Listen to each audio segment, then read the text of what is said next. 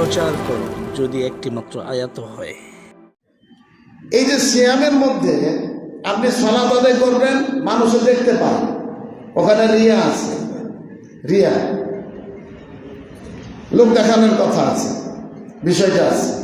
যাকাত দেবেন, দান করবেন, এইটা তো কি আছে, রিয়া আছে। হজ করতে যাবেন, এখানে তো রিয়ার এক গাড়ি মার কাজেতে অনেকে হজ করতে যাচ্ছে বিভিন্ন উদ্দেশ্যে, এটা রিয়া আছে।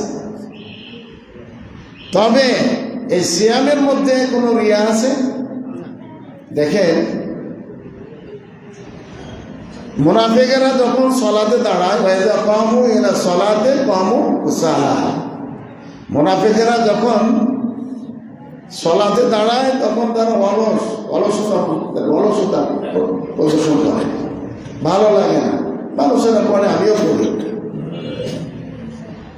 তো এইখানে দেখেন মুনাফিকদের উপরে কয়টা সলাৎ ভারী, সবচেয়ে আসকাল সালাওয়াত, সবচেয়ে ভারী সলাৎ মুনাফিকদের জন্য কোনটা? সালাতুল ইশা, সালাতুল ফজর। এশার সলাৎ আর কিসে? ফজরের সলাৎ। কেন জানেন? সলাতুল নাহার যেগুলো দিনের সলাৎ, যেটা জোহর আছে, আসর আছে আর মাগরিব আছে, এই তিনটা সলাতে মানুষজন আসে, দেখে যে অমুকে সলাতে যাচ্ছে, জোহরে যাচ্ছে, আসরে যাচ্ছে, মাগরিবে যাচ্ছে, দেখে। কিন্তু এশার সলাতে কি এত খেয়াল করে? খেয়াল করে না। ফজরের সময় কি মানুষজন এত খেয়াল করে যে কে সলাতে যাচ্ছে, কে যায় না? ইমাম সাহেব যারা মসজিদে আসে তারা হয়তো খেয়াল করে, কিন্তু বাইরে থেকে অত লক্ষ্য করে না। তার মানে হলো যে ইউরাউন আর নাস, মুনাফিকেরা মানুষদেরকে কি লোক দেখানোর জন্য, মানুষদেরকে দেখানোর জন্য তারা কি করে? আমল করে। এই জন্য এশার সালাত, ফজরের সলাতে লোক দেখানোর কোনো অংশ নাই, এই জন্য তারা সলাতে যায় না, তারা সলাতে যায় না, দেখে না। তো অনুরূপভাবে এই সিয়ামের মধ্যে কি নাই? রিয়া নাই। এখানে দেখার কিছু আছে? বাইন আল্লাহ বাইন আবদিহি, আল্লাহ এবং তার বান্দার মধ্যে আছে। কে সাহারি খেয়েছে না খেয়েছে এটা কে দেখতে যায় বাড়িতে? না। এই জন্য লোক দেখানো বা রিয়া, লোক দেখানোর উদ্দেশ্যে যে আমরা কাজ করি, এই লোক দেখানোর কাজের অন্তর্ভুক্ত কিন্তু সিয়ামটা না, সিয়াম না। এই জন্য আমাদেরকে মৌলিক পাঁচটি যে স্তম্ভ আছে, ইসলামের খুঁটি আছে, এর মধ্যে অন্যতম আছে সিয়াম পালন করা। ভাই আমার, আমরা রিয়া থেকে যদি বাঁচতে চাই, রিয়া থেকে বাঁচা মানে কি? মুনাফিকি থেকে বাঁচা, মুনাফিকি থেকে বাঁচা। আপনি মুনাফিকি থেকে বাঁচতে হলে আপনাকে কি করতে হবে? সিয়াম পালন করতে হবে। এশার সালাতে বেশি জামাতে আসতে হবে, ফজরের সময় আপনাকে জামাতে আসতে হবে। আপনি যদি এশাতে না আসেন, ফজরের সময় জামাতে না আসেন, তাহলে বোঝা গেল যে আপনি আসলে কোন কাতারের মানুষ, কোন কাতারের? মুনাফিক, মুনাফিক। এই জন্য আমরা সিয়াম পালন করব, আল্লাহকে খুশি করার জন্যই পালন করব। সিয়াম পালন করতে গিয়ে আমাদের সাহারি খেতে হবে, সাহারি খাওয়ার অভ্যাস করতে হবে। তো তাসাহারু ফাইনা ফি সাহরে বারাকা, রাসূলুল্লাহ সাল্লাল্লাহু আলাইহি ওয়াসাল্লাম বলেছেন যে তোমরা সাহারি খাও, কারণ সাহারি খাওয়ার মধ্যে কি আছে? বরকত আছে। আমাদের সিয়ামের মাঝে এবং আহলে কিতাবের সিয়ামের মাঝে পার্থক্য কোনটাই? আকালাতুস সাহুর, সাহারি খাওয়া। এই জন্য আপনাকে আমাকে সাহারি খাওয়ার কি করতে হবে? অভ্যাস করতে হবে। সাহারি খেতে হবে, ভোর রাতের খাবার খেতে হবে, রাসূলের সুন্নাহ, তবে ওয়াজিব না। সাহারি যদি কেউ না খেতে পারে তাহলে তাকে তিনি সিয়াম পালন করতে পারবেন না, এমনটা না। সাহারি খাওয়ার বিধানটা কি? সুন্নাতে মুআক্কাদা, সুন্নাতে মুআক্কাদা, ওয়াজিব না, ফরজ না। এই সময় আমরা অনেক সময় ঘুমিয়ে থাকি, সাহারি খাই না, সেক্ষেত্রে আমরা ফজরের আজান হয়ে গেছে বা সূর্য উদিত হয়েছে, জাগ্রত হলাম, সজাগ হলাম, নিয়ত করে নেব আমরা, ব্যাস। কি করে নেব? নিয়ত করে নেব, সিয়াম পালন করার নিয়ত করবো ইনশাআল্লাহ। সাহারি খাওয়ার চেষ্টা করবেন। আর একটা এখানে সিয়ামের সাথে সম্পর্কিত বিষয় আছে যে রমাদান মাসে অন্যান্য সময়ের তুলনায় ফজরের সালাতটা আমরা একটু আগে আদায় করি না? আগে, যে সাহারি খাওয়ার হয়তো 20 মিনিট পরে বা 25 মিনিট 15 মিনিট পরে আমরা কি করি? ফজর আজানের 15 মিনিট পরে আমরা সালাত শুরু করে দিই। অন্য সময়ের তুলনায় একটু আগে আমরা কি করি? সালাত পড়ি। কেন সালাতটা পড়ি? ঘুমাতে হবে, তাড়াতাড়ি ঘুমিয়ে যেতে হবে, ঘুমাতে হবে। এই জন্য ফজরের সালাত আদায় করে একেবারে সোজা কোথায় আমরা চলে যাই? বিছনাতে চলে যাই। কিন্তু একটা আমল তো ছুটে যাচ্ছে, যেটা হয়তো এখন করতেছেন, সেটা হলো কি? ইশরাকের সালাত। ইশরাকের সালাত মানে কি? ফজরের সালাত আদায় করলেন, তারপরে সেই জায়গাতে বসে আপনি আজকাল মাসনুনা যেগুলো আছে, বাদা সালাওয়াত আল মাফরুদা, ফরজ সালাতের পরে যে পঠিতব্য দোয়া আছে, জিকির আজকে, সেগুলো করলেন। তারপরে কিছু কোরআন তেলাওয়াত করলেন, সকালবেলা কিছু দোয়া পড়লেন। সূর্যটা উদিত হলো, তার 10 থেকে 15 বা 15 থেকে 20 মিনিটের পরে আপনি 2 রাকাত সালাত আদায় করলেন মসজিদে বসে। তাহলে আপনার হবে কি? আপনি পূর্ণ হজ এবং উমরা করার সমপরিমাণ কি পেলেন? সওয়াব পেলেন। সুবহানাল্লাহ। এটা হয়তো রমাদান ব্যতিরেকে অন্য অন্য সময় আমরা কি করি? আমলটা করি, কিন্তু রমাদান মাসে বেশিরভাগ লোক আমরা এটা করি না। আপনারা কি মনে করেন? এটা হয় কি হয় না বলেন? তাড়াহুড়া হয়ে যায়। আমরা একটু যদি ধৈর্য ধারণ করি আর এই 2 রাকাত সালাত আদায় করি, তাহলে রমাদানের এই আমলটা আরো আমাদের বেড়ে গেল। আল্লাহ তাআলা আমাদেরকে ইশরাকের সালাত আদায় করা এর তৌফিক দান করুন। এরপরে যে সবচেয়ে গুরুত্বপূর্ণ, অনেক সময় আমরা মনে করি যে সিয়াম পালন করবো, পানাহার ত্যাগ করলে তো হয়ে গেল। পানাহার ত্যাগ, খাইলাম না, পান করলাম না, এটাতে সিয়াম হয়ে গেল মনে হইতেছে না।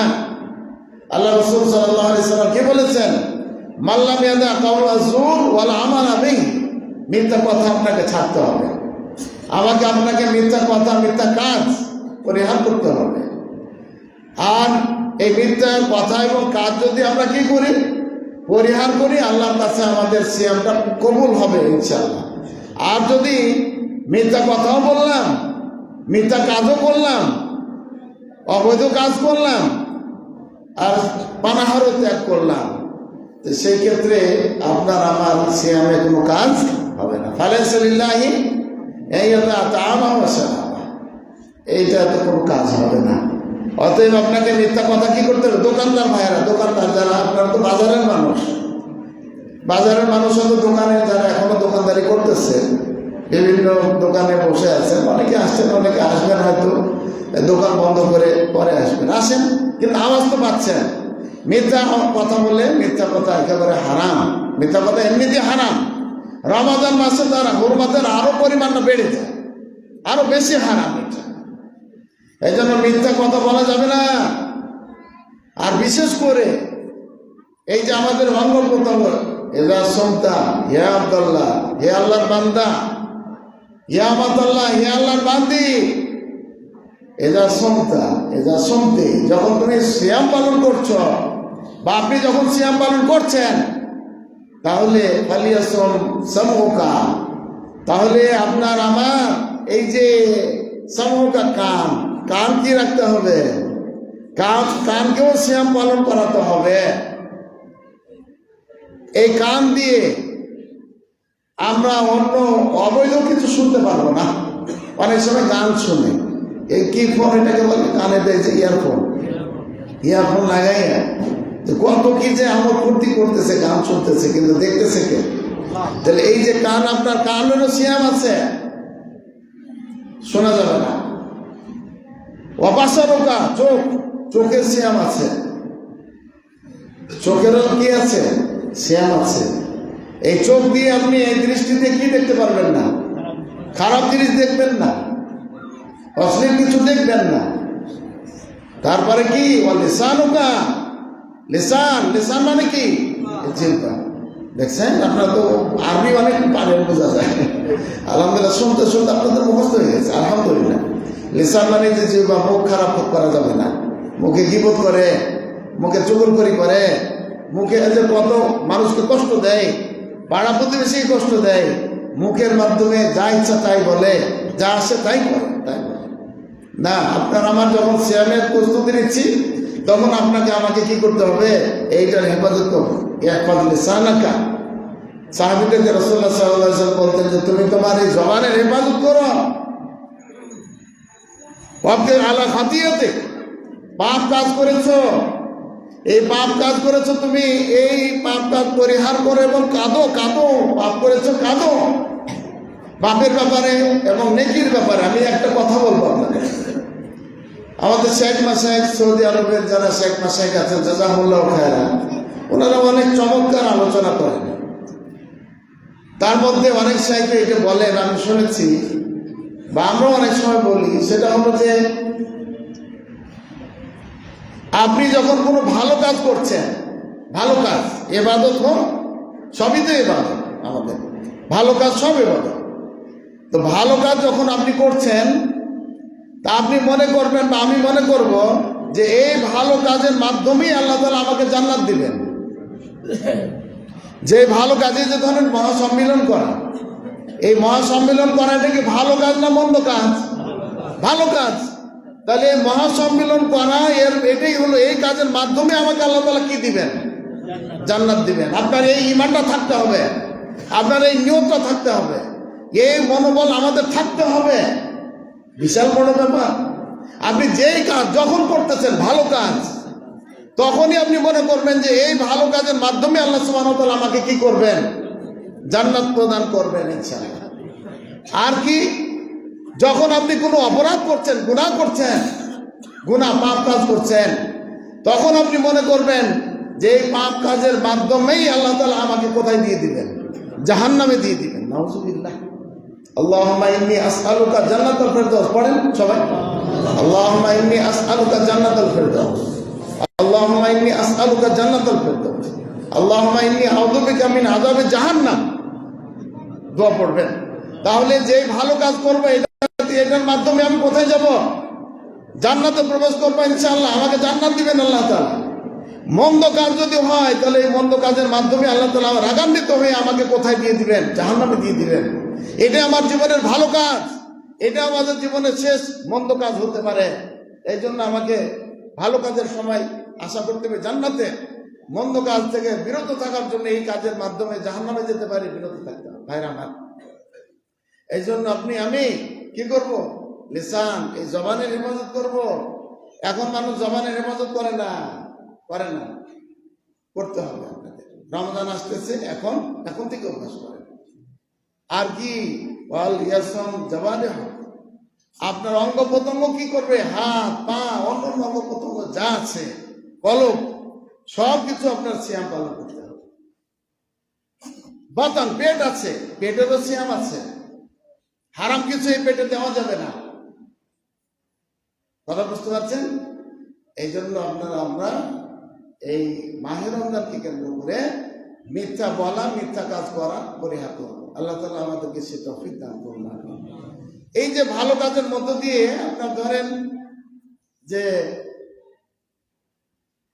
কোরআন তেলাওয়াত করা, কোরআন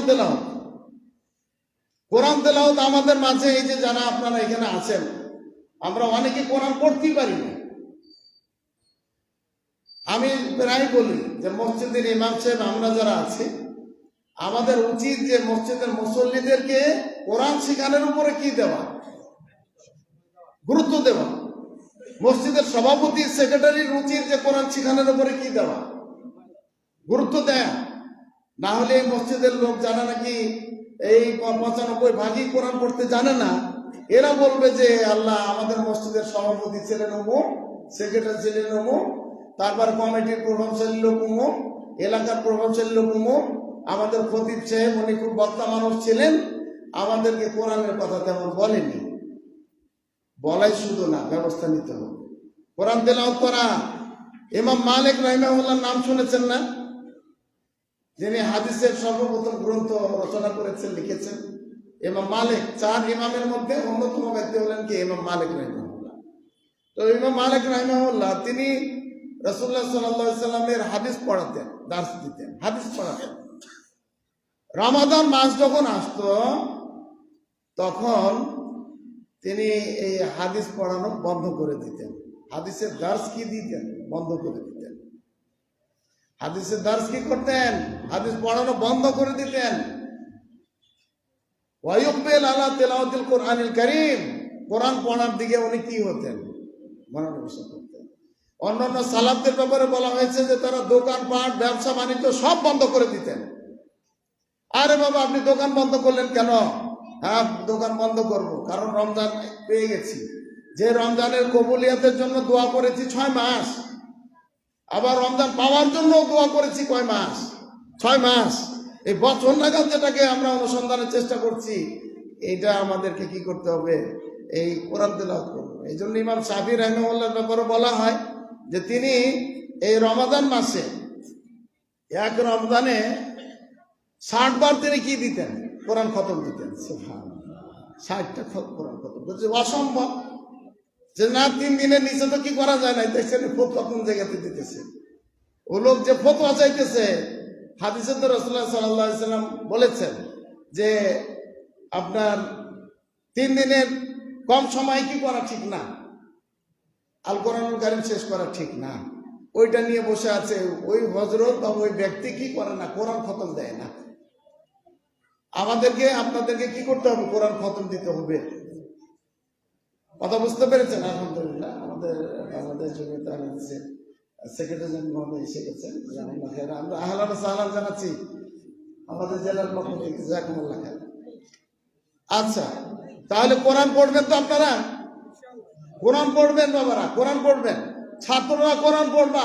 এই ছাত্ররা তোমরা খতম দিবা, আমরা তোমরা খতম দিব ইনশাআল্লাহ। এই তো আমাদের ছাত্ররা প্রস্তুত আছে, কিন্তু আপনারা বয়স্করা কিন্তু কিছু বলতেছেন না। কোরআন খতম দিবেন। যারা পড়তে জানেন না, কোরআন পড়া শুরু করে দিবেন। আমাদের সুবানের পক্ষ থেকে ওই যে কোরআন পাঠ, যে পঠন, এটার কিন্তু একটা কর্মসূচি আছে, এটাও করবেন আপনারা। তো কোরআন পড়ার ব্যাপারে আপনারা কি করবেন? ইনশাআল্লাহ গুরুত্ব দিবেন।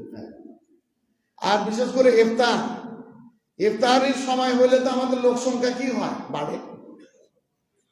আসলে আমরা কি খাওয়ার পার্টি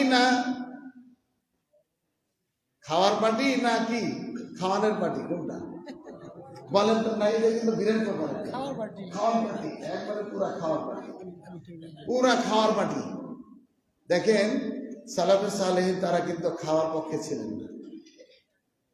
ওনারা মানুষকে খাওয়াইয়া কি পেতেন? তৃপ্তি পেতেন।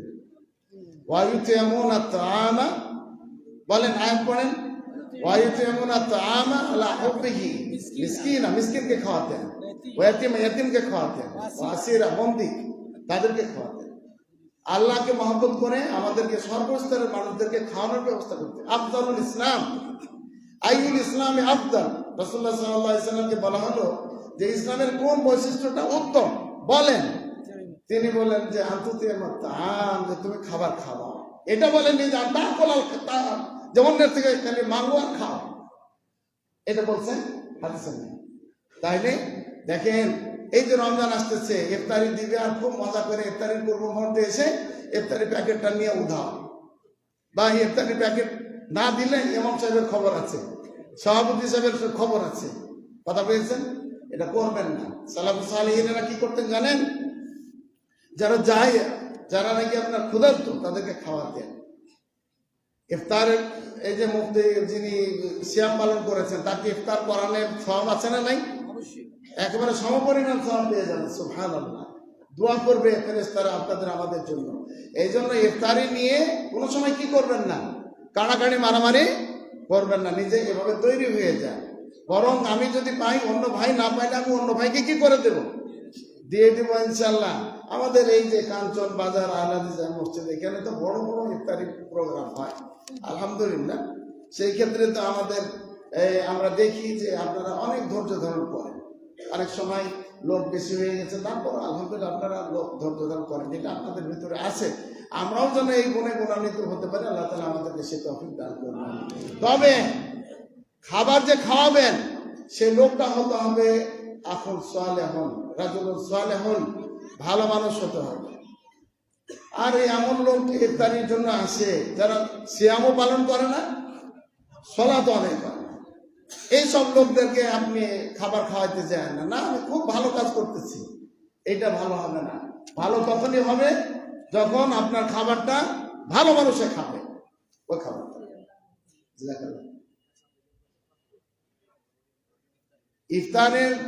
ইফতারি সামনে নিয়ে কথা বলা হয়, এই সময় আপনার ইফতারির সামনে নিয়ে কথা না বলা। কয়েকটি সময় দোয়া কবুল হয়, তার মধ্যে অন্যতম সময় হলো কোনটি?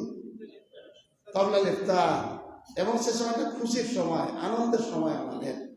এই জন্য আমরা সে সময় কথা না বলে কোরআন তেলাওয়াত করতে পারি, বা আপনার এই দোয়া জিকির আজকার করতে পারি, সন্ধ্যাকালীন দোয়া পড়তে পারি, বা নিজের জন্য, জাতির জন্য, মুসলিম উম্মার জন্য, সমগ্র বিশ্ববাসীর জন্য আমরা কি করতে পারি? দোয়া করতে পারি। আল্লাহ তাআলার কাছে এটা আমরা কামনা করব। ওই সময় কথা আমরা বলবো। আল্লাহ তাআলা আমাদেরকে সে তৌফিক দান করুন, বলুন আমিন। ইফতার করবেন, তারপরে আপনার কিয়ামুল লাইল করবেন। কিয়ামুল লাইল দেখেন দাবুন নবী, আমাদের নবী সাল্লাল্লাহু আলাইহি সাল্লামের অভ্যাস কিয়ামুল লাইল করা, সালাতুল লাইল আদায় করা। আমাদের অনেকেই কিয়ামুল লাইল করে না, না রমাদানে করে, না রমাদানের ব্যতিরিক্ত অন্য সময় করে, অনেকেই করে না। তবে এটাও না যে এই কিয়ামুল লাইল বা সালাতুল লাইল বা তাহাজ্জুদের সালাহ বলেন, রাতের সালাহ বলেন, যেটাকে তারাবির সালাহ বলতেছি, তারাবির সালাহ বলেন, তারাবির সালাহ যদি কেউ আদায় না করে তাহলে তার যে সিয়াম হবে না এমনটা না। কিন্তু এই সালাহ আদায় করলে হবে কি? মান কামা ঈমানান ওয়া ইহতিসাবান, মান কামা রমাদান ঈমানান ওয়া ইহতিসাবান গুফিরা লাহু মা তাকাদ্দামা মিন যামবিহি। যে কোন ব্যক্তি, মুসলিম ব্যক্তি যদি ঈমানরত অবস্থায় সওয়াবের আশায় কিয়ামুল লাইল করে, তারাবির সালাত আদায় করে, তাহাজ্জুদের সালাত আদায় করে, যার যেমন তৌফিক আছে, রাতের সালাত আদায় করে, তাহলে কিন্তু তার অতীতের সগীরা গুনাহগুলো কি হয়ে যাবে।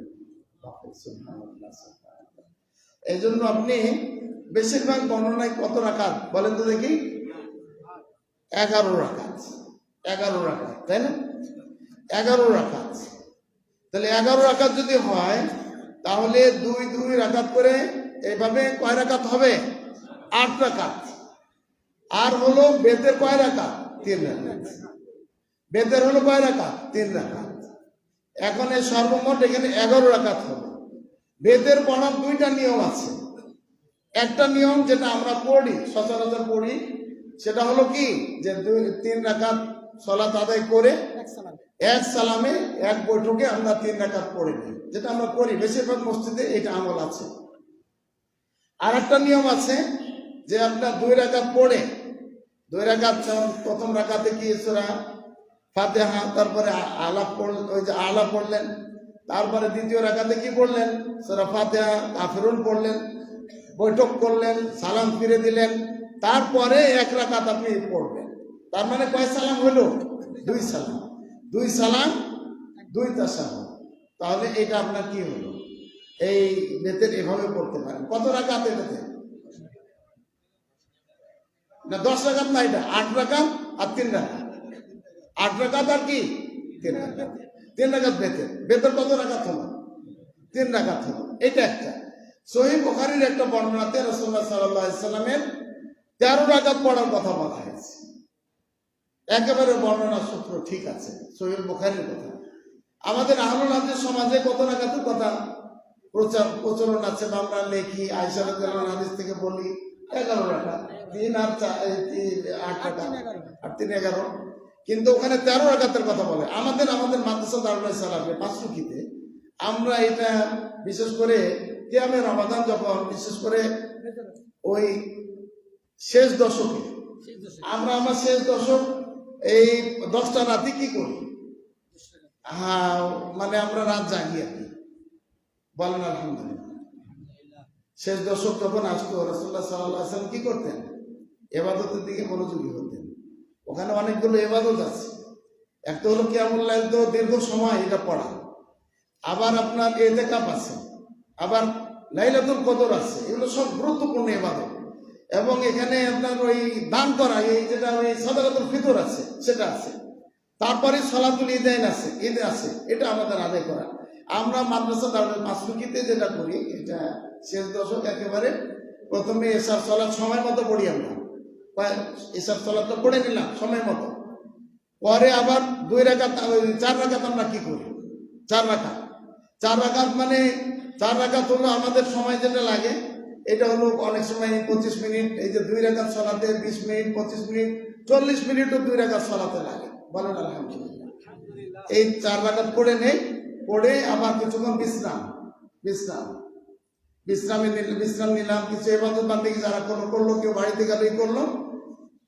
তারপরে আমরা আবার রাত ওই 1:30 2টা থেকে আবার কি শুরু করলাম। কেমন বললেন কয় রাকাত বাকি আছে? 4 রাকাত বাকি আছে। ওই 4 রাকাত তখন কি করি, ওখানে পড়ি, সময় লাগে আলহামদুলিল্লাহ। আর ওই যে 4 রাকাত হলো, কত 8 রাকাত হলো, আর ওখানে আরো কয় রাকাত আছে? 4 রাকাত যদি হয় তাহলে আর কয় রাকাত বাকি আছে? 5 রাকাত। এই 2 রাকাত পড়ে নিয়ে কয় রাকাত হলো তাহলে? 10 রাকাত। তারপরে আবার ওই যে বেতেরের যা নিয়ম আছে, এখন সেভাবে আপনি কি করতে পারেন। তো 5 রাকাত বেতের হতে পারে, 7 রাকাত বেতের হতে পারে, বেশিও বেতের পড়ার হাদিসে কি আছে, বর্ণনা এসেছে। সেই হিসাবে আপনারা 11 রাকাত যেটা পড়তেছেন আলহামদুলিল্লাহ, আর বেশিরভাগ মুসল্লি যেহেতু এটাতে অভ্যস্ত, এটাই পড়বেন। আর যদি কোনো সময় বিশেষ করে শেষ দশকে আপনারা যদি পড়তে চান, 13 রাকাতের আমলটা কি করতে পারেন, এটা হাদিস সম্মত, কোনো সমস্যা নাই। আল্লাহ তাআলা আমাদেরকে কিয়ামুল লাইল সহ রমাদানের যে ইবাদত আছে সেগুলো সুন্দর মতো করার তৌফিক দান করুন, আমিন। এখানে একটা প্রশ্ন করা হয়েছে, যারা বিভিন্ন জটিলতার কারণে সিয়াম রাখতে পারেন না, তাদের সিয়াম রাখার জন্য কি গরিব মানুষকে এটা কি লিখছে, খরগোশ লিখছে নাকি, মানে খাবার খাওয়ানো নাকি? এইটার ব্যাপারটা হলো যে যদি আপনি অসুস্থ আছেন, যদি কেউ অসুস্থ থাকে বা সফরে থাকে, আল্লাহ বলে দিয়েছেন তাহলে অন্য দিনগুলোতে সিয়ামটা পালন করতে হবে। এখান থেকে ওলামায়ে কেরাম বলেছেন যে যদি কেউ জটিলতার কারণে সিয়াম পালন করতে, রমাদান মাসের সিয়াম পালন করতে অক্ষম হন, তাহলে তার নিয়ম হলো যে পরবর্তীতে সিয়াম পালন করবে। যদি আপনি সুস্থ থাকেন আর সিয়াম পালন করার কি আছে, সফরে আছেন, সিয়াম পালন করার পরিবেশ আছে, বা অসুস্থ থাকেন, সুস্থ হওয়ার সম্ভাবনা আছে, তাহলে আপনি কি করতে পারবেন? পরবর্তীতে আপনাকে সিয়াম পালন করতে হবে। আপনি কাউকে গরিব মিসকিনকে ফিদিয়া দিতে পারবেন না। ফিদিয়া দিতে পারবেন কোন সময়? যে সময় আপনার কি হবে, রোগ মুক্তি, রোগ থেকে সুস্থ হওয়া, আরোগ্য হওয়া, এটা সম্ভব না, আশা করা যায় না। সেই ক্ষেত্রে কি দেওয়া যাবে? ফিদিয়া দেওয়া যাবে। 2.5 কেজি বা 3 কেজি চাউল, সমপরিমাণের চাউল আপনি কি করবেন? দেবেন, ফিদিয়া দিবেন। এখন ওই যে ব্যক্তি অসহায় আছে, মিসকিন আছে, তাকে আপনি দিয়ে দিবেন। এভাবে আপনি জটিলতা থেকে কি করতে পারেন? বাঁচতে পারেন। আল্লাহ তাআলা আমাদেরকে বাঁচার তৌফিক দান করুন, আমিন। আর যদি এই যে স্বামী স্ত্রীর যে সম্পর্ক, দিনের বেলা রাতের বেলা, এটা স্বামী স্ত্রীর মেলামেশাটা জায়েজ আছে অন্য সময়, কিন্তু রমাদান মাসে সেটা হারাম। রমাদান মাসে কি হারাম। যদি এমনটা হয়ে যায়, রাসূলুল্লাহ সাল্লাল্লাহু আলাইহি সাল্লামের জামানায় এক সাহাবী এমনটা করে বসেছিলেন, সালমান ইবনে সাখর রাদিয়াল্লাহু আনহু। তো তিনি বললেন যে আমার তো এরকম একটা ঘটনা ঘটে গেছে, স্বামী স্ত্রীর দিনের বেলা একটা স্ত্রী সবাস হয়ে গেছে, তা আমি কি করব? রাসূলুল্লাহ সাল্লাল্লাহু আলাইহি সাল্লাম বললেন যে গোলাম আজাদ করো, গোলাম একটা দাসমুক্ত করে, এখন তো এটা নাই আপাতত। তারপরে আল্লাহ রাসূল বললেন যদি এটা না পারো তাহলে কি করে? এটা পারবো না, ঠিক আছে, তাহলে তুমি কি করো, 60 জন মিসকিন খাওয়াও, মিসকিন আছে, গরিব আছে, তাদেরকে খাওয়াও, এই অপরাধের কাফারা, এটা হলো ক্ষতিপূরণ দাও। এটাও পারবো না, আমি গরিব মানুষ। ঠিক আছে, তাহলে তুমি ওই 60 দিন 2 মাস সিয়াম পালন করো। বলছে না, এই 1 মাসের মধ্যে তো এই অঘটন ঘটে গেছে, আমি তো কি করবো, আমি পারতাম না, এটাও পারা যাবে। তিনটা অপশনই পান। রাসূলুল্লাহ সাল্লাল্লাহু আলাইহি সাল্লাম তারপরে কিছু খেজুর নিয়ে এসে দিলেন, এটা তুমি দান করে দাও, দান করে দাও। বলছে না, এটা হলো কি আমার যাতে গরিব অসহায় মানুষ এই মদিনার মধ্যে নাই। আচ্ছা, রাসূল হাসলেন, আপনারাও যেমন হাসতেছেন, রাসূলুল্লাহ সাল্লাল্লাহু আলাইহি ওয়াসাল্লাম হাসলেন। পরে কি করলেন, যাও তুমি তোমার আহাল পরিবার নিয়ে খাও। এই হিসাবে কেউ যদি অনিয়মে জড়িয়ে পড়ে স্বামী স্ত্রী, শরমের ব্যাপার না, এটা জায়েজ বৈধ জিনিস, কিন্তু এটা রমজান মাসের দিনের বেলা কি এটা শুরু ইসলামে মান্য ছিল, নিষেধ ছিল, পরবর্তীতে এটা কি হয়েছে, এটা রাতের বেলা জায়েজ হয়েছে, দিনের বেলা হারাম হয়ে গেছে। জি জি জি, হ্যাঁ ওটা দিয়ে দিচ্ছি।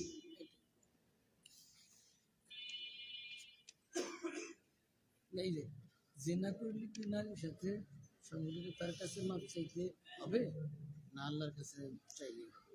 ও কি রে, জিনা করে ও সুবহানাল্লাহ, তার কাছে মাপ জেনা জেনা জেনা যে খুব ফতোয়া জিজ্ঞাসা করতেছে, বলতে এই অপরাধ করে তো বলছে জেনাকারী আছে তো মহিলার কাছে মাপ চাইবে না, ওই আল্লাহর কাছে মাপ চাইবে। দেখছেন ফতোয়া কি এটা, এটা একবারে একবারে যে প্রশ্ন করছে ওরা ধরে নিয়ে আসে, তারপরে ফতোয়া দেওয়া হবে।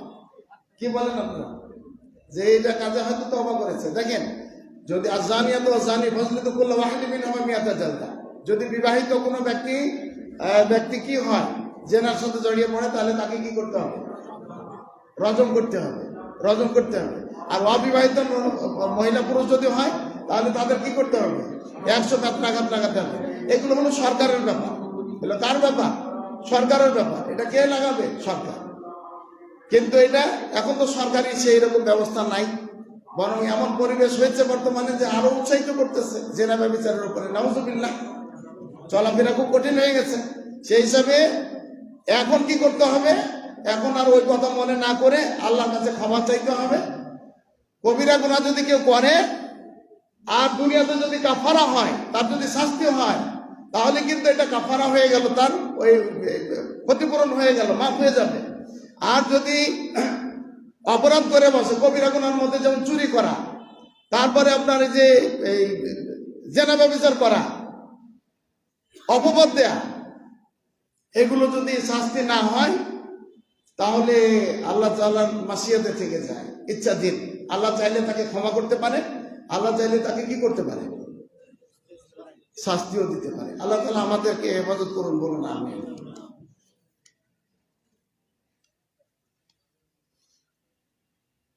আমি বলি জি জি জি, বাবা অনেক দিন দেখা সত্ত্বেও মেয়েদেরকে ওরে আল্লাহ, মেয়েরা কি মাপ করে দিতে পারবে? ধন সম্পদ যা আছে, মানে মেয়েরা কি তাকে মাপ করে দিতে পারবে? কাকে মাফ করবে, বাবা বাবাকে মাফ করবে। এটা সম্পদ আছে, কিন্তু সম্পদ দিয়ে গেছে কাকে, মেয়েকে দেয় না, ছেলেকে দিছি। আপনারা আছেন নাকি এরকম, না কেউ আছেন নাকি, হাসবেন না, জটিল ব্যাপার, জটিল ব্যাপার।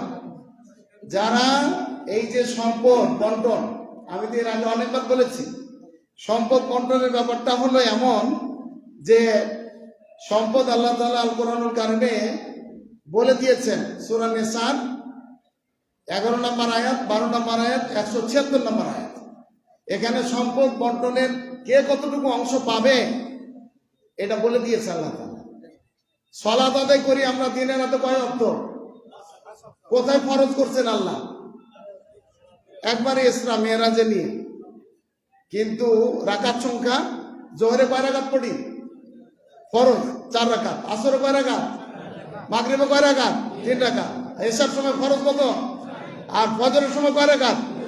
এটা কিন্তু কোরআনে নাই, এটা কিন্তু হাদিসে আছে। এত গুরুত্বপূর্ণ ইবাদত আল্লাহ তাআলা বলেছেন, কোরআনে তার সংখ্যা বলেছেন নাই, হাদিসে বলেছেন রাসূলুল্লাহ সাল্লাল্লাহু আলাইহি ওয়াসাল্লাম। কিন্তু এই যে উত্তরাধিকার আইন, মানে এই যে অংশ দেয়া নেয়ার ব্যাপারটা এত গুরুত্বপূর্ণ, কোন নবীর হাতে আল্লাহ তাআলা রাখেন নাই, আমাদের নবীর হাতেও নাই। আল্লাহ নিজে বন্টন করে দিয়েছেন যে কে কতটুকু পাবে, ছেলে কতটুকু পাবে, মেয়ে কতটুকু, কোরআনে আল্লাহ তাআলা বলে দিয়েছেন। যারা আল্লাহর এই আইনকে মানে ছেলে যা পাবে মেয়ে তার অর্ধেক পাবে, তাই না, বা মেয়ে যা পাবে ছেলে তার কি পাবে, দ্বিগুণ পাবে। এই যে পাওনাটা আছে, এই অনুযায়ী কেউ যদি ফয়সালা করে জান্নাতে যাবে, আর যদি এই অনুযায়ী ফয়সালা না করে নিজে মাতাব্বরি করে, মৃত্যুর পরে সম্পদ বন্টন হওয়ার কথা, কিন্তু বন্টন করতেছে নিজেই সব লিখে দিয়ে চলে যেতেছে, দোকান লিখতেছে বা লিখতেছে ছেলের নামে, মেয়েকে কিছু দিচ্ছে না। যারা এই কাজটা করতেছে তারা কিন্তু আসলে জাহান্নামের আগুনের ঠিকানা নিয়ে যেতেছে। লেখেন, কোরআন দেখেন, আপনি ইবাদত কিছুই কবুল হবে না আপনার। ভাইরা আমার, আমি আপনাদেরকে আহ্বান জানাবো, ছেলেদেরকে দিবেন, মেয়েদেরকে দিবেন, এটা দিতে যাবেন না।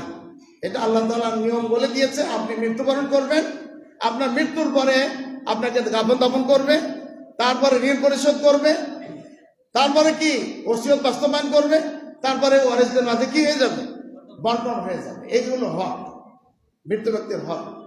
এই হক ব্যতি রেখে আপনি নিজের হাতে যেতে দিবেন না। এই জন্য ওই ছেলে মাপ চাইবে মেয়ের কাছে বা মেয়ে বাবাকে মাফ করবে, এটা এটা এই পড়া আমার জানা নেই। যারা এই কাজ করেছেন খুব দ্রুত কিনেন, ফেরত নেন, আপনারা করবেন না, কেউ করবেন না। এটা হারাম, এটা করাটা কি হারাম।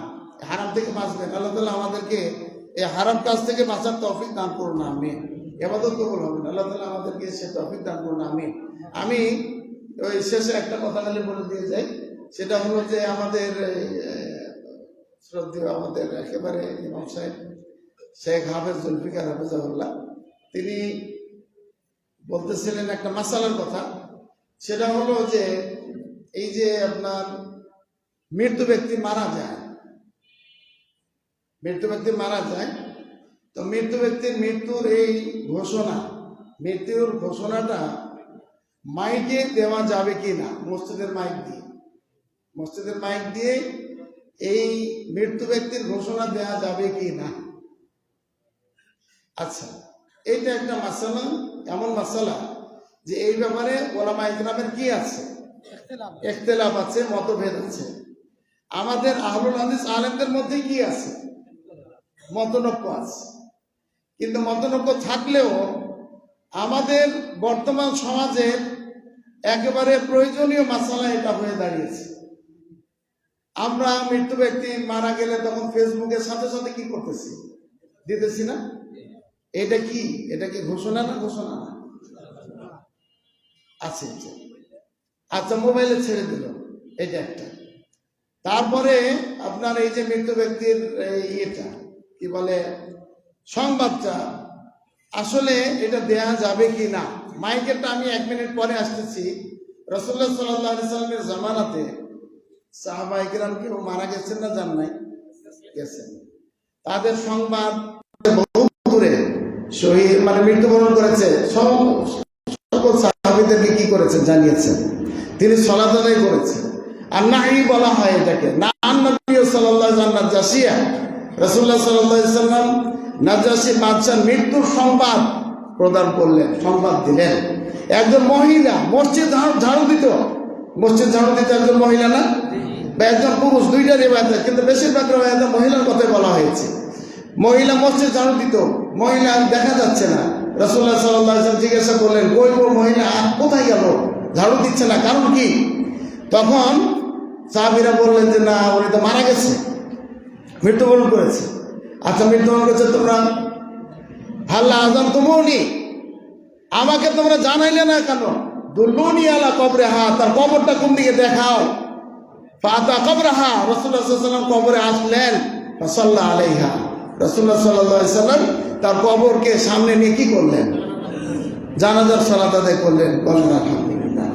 তার মানে হলো যে মৃত্যু ব্যক্তির সংবাদ কি করা যাবে, মহল্লাবাসীকে, আহলুল খাইর ওয়াস সালাহ, যারা ভালো মানুষ আছে তাদেরকে জানানো যাবে, এটা অধিকার। হাক্কুল মুসলিম আলাল মুসলিম খামসুন আও সিত্তুন ইত্তিবাউল জানাইজ, জানাজাতে কি করা, অংশগ্রহণ করা। তারপর কিছু লেনদেন থাকে মানুষের, সামাজিক অনেক কিছু থাকে, সেগুলোর ব্যাপার আছে। এই জন্য আমাদেরকে ঘোষণা দেওয়া যাবে। এখন মাইকের কথাটা, মাইকের কথাটা এই ব্যাপারে বর্তমান নিকটবর্তী অতীতে নাসাইর একটা ব্যাখ্যা গ্রন্থ বের হয়েছে, আব্দুল মহসিন আল আব্বাদ হাফেজাহুল্লাহ রেখেছেন। বর্তমান একেবারে অনেক ভালো কিতাব, যারা আহলে ইলম আছেন তারা পড়বেন। এখানে এই মৃত্যুর সংবাদটা নিয়ে আলোচনা করেছেন। মৃত্যুর সংবাদ নিয়ে আলোচনা করতে গিয়ে তিনি বলেছেন যে এই যে মসজিদে যে আজান দেওয়া হয়, কেন আমরা আজান দেই বলেন? আজান দেই কেন? যাতে করে আল্লাহর ক্ষমার দিকে মানুষ কি হয়, ধাবিত হয়, ইস্তেগফার করে, আল্লাহর কাছে ক্ষমা চায়। আর জানাজার সময় আমরা কি করি বলেন? আমরা কিসের জন্য আসি? রাসূলুল্লাহ সাল্লাল্লাহু আলাইহি সাল্লাম বলেছেন, ইস্তাগফিরু লিআখিকুম, তোমরা তোমাদের ভাইয়ের জন্য কি করো? ক্ষমা চাও। তাহলে আজানের লক্ষ্য উদ্দেশ্য, আজান দেওয়ার লক্ষ্য উদ্দেশ্য, আরো এই যে মৃত্যুর সংবাদ দেওয়ার লক্ষ্য উদ্দেশ্য কি? এই হিসাবে তিনি এটাকে জায়েজ বলেছেন। এটাকে কি বলেছেন? জায়েজ বলেছেন।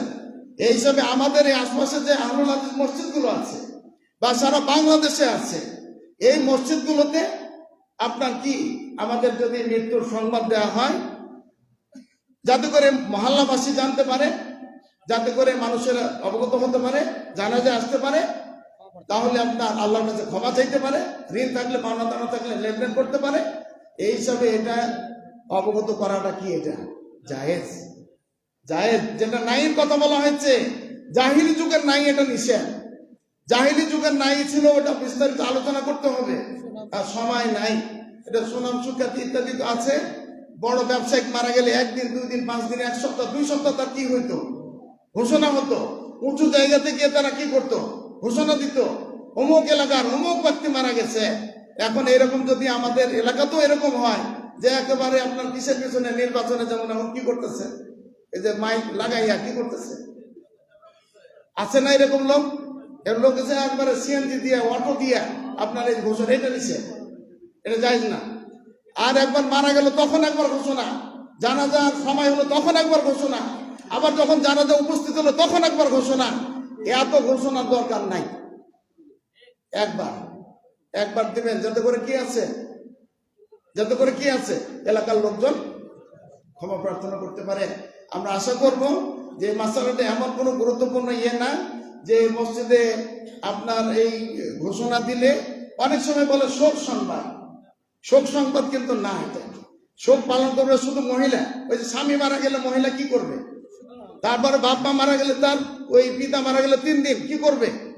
শোক পালন করবে। ওটা হলো শোক সংবাদ, ওটা হলো শোকের ব্যাপার। কিন্তু এটা তো মৃত্যু সংবাদ। ভাষাটা কি হবে? মৃত্যু সংবাদ। একবার বলে, 2 বার বলে, 3 না, একবারই বলতে হবে।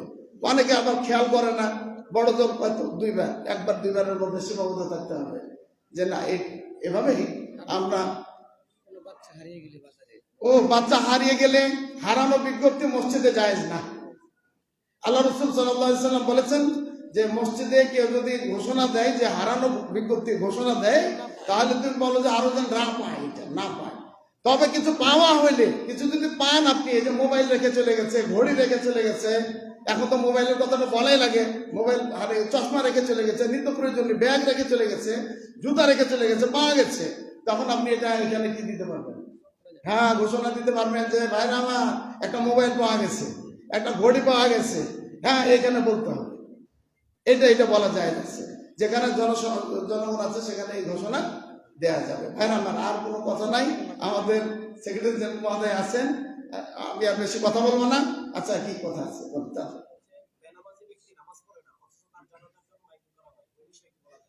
বেনামাজি যে সালাত আদায় করে না, সে কি মুসলিম না মুসলিম না?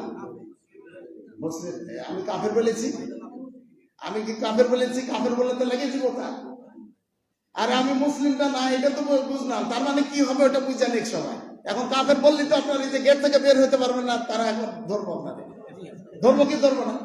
এই জন্য আমার, সে কি মুসলিম? হ্যাঁ, তার যদি মুসলিম না হয়ে থাকে তার জানা যাত, ওর ব্যাপারে আমাদের ফতোয়া নেই। ওর ব্যাপারে কি জায়েজ না জায়েজ নাকি? জি, টিকা। আচ্ছা, টিকার ব্যাপার, টিকার ঘোষণা দেয়, এই টিকা দিতে হবে। আসলে এটা সরকার, আমাদের সৌদি আরবে সালাফি সরকার আছে, বলেন আলহামদুলিল্লাহ। সৌদি আরবে কোনো ঘোষণা আছে? নাই। টিকা দেওয়া সরকারি কোনো ঘোষণা মসজিদে আছে? না, কিচ্ছু নাই। মৃত্যুর ঘোষণা যেটা আছে, আসসালাতু আলাল আমওয়াত, আছে না নাই? আসসালাতু আলাল আমওয়াত ফিল হারামাইন আশ-শরীফাইন, আছে না নাই? হ্যাঁ, খালি নাই আনাস ভাই বললে চলবে না, সব কথা বলতে হবে, বুঝতে হবে। এই জন্য দিনটাকে বুঝতে হবে। এই হিসাবে আপনার এই যে টিকা যেহেতু আপনারা যদি না দেন, সরকার কি করতে পারে? সরকার এখানে কি করতে পারে? যেহেতু সরকার মানে পুরোপুরি দিনদার না, যদিও মুসলিম অনেকে পরিচালনা করতেছে, কিন্তু এটা কি না, পরিপূর্ণ ইসলামী না। এই হিসাবে ইসলামী বিধিবিধান সম্পর্কে ওকে ভালো না।